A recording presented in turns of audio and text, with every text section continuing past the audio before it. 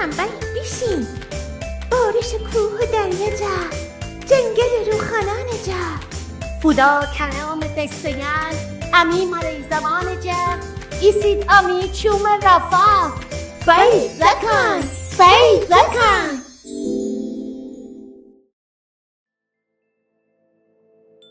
باب اول، آفرینش.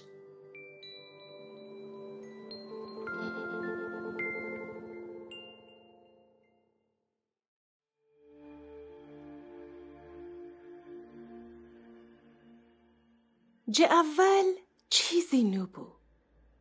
نه زمین بو نه آسمان، نه آب بو نه خشکی، نه انسان بو نه حیوان. هیچ کس جز خدا نیسا بو. همه جا ظلمات بو.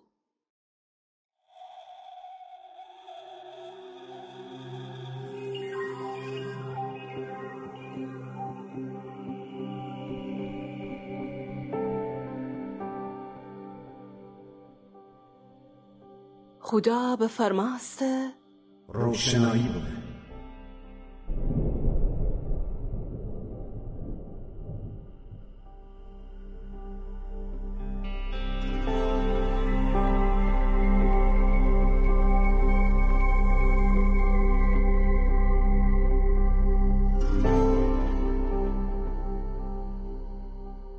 هو وقت ظلمات دیلجه روشنایی بیرون بما.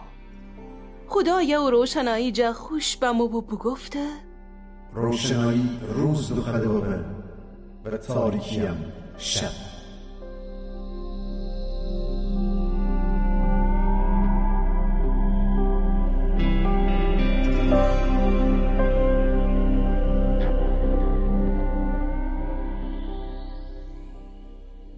عطایی خدا روز شب به وجود باورده. دومی روز خدا زمین و آسمان چکوده.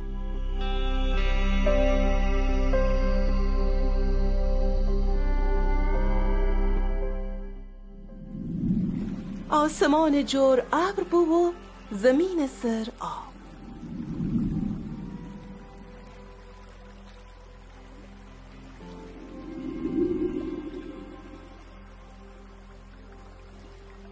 سومی روز خدا آبی که زمین سر نهبو ای طرف ببرده و عطایی خشکی آشکارا بسته.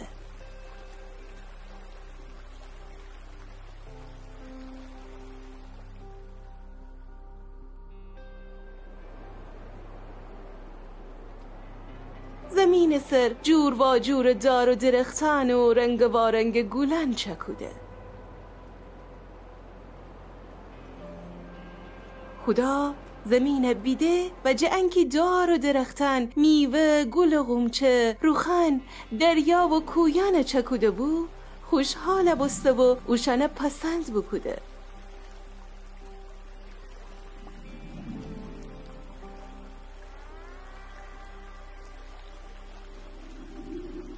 چهارمی روز خدا آسمان میان خورشید خلق بکوده که روز روشن‌تر ببه. ماه و ستاره‌یان چکوده که شب درون تاریکی کمتر ببه. خدا خورشید، ماه و ستاره‌یان فندرسته و خوشحال بسته. پنجمی روز خدا زمین آبان بیده و بگفته آبان درون ایت عالم جانور زندگی بکنید.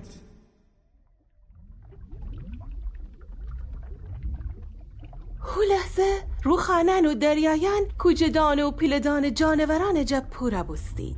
و زین خداوند بگفته آسمان درون پرندگان پره بید.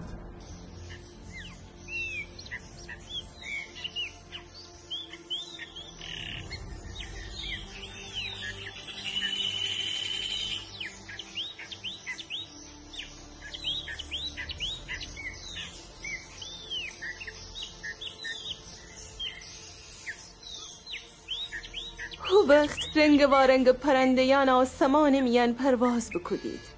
خدا پرندیان دریا جانوران وسیع خوشحال بسته.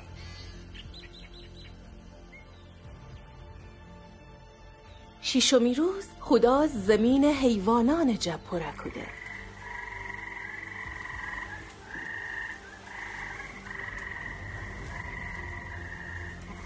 از این خدا انسان خلق بکده و بگفته زمین و تمام چیزانی که من خلق بودم فرمان روایی بکنید و اوشن مراقب بید.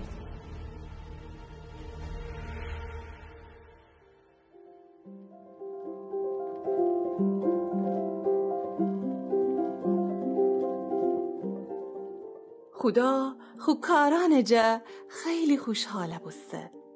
هفتمی روز خدا آرام گیفته.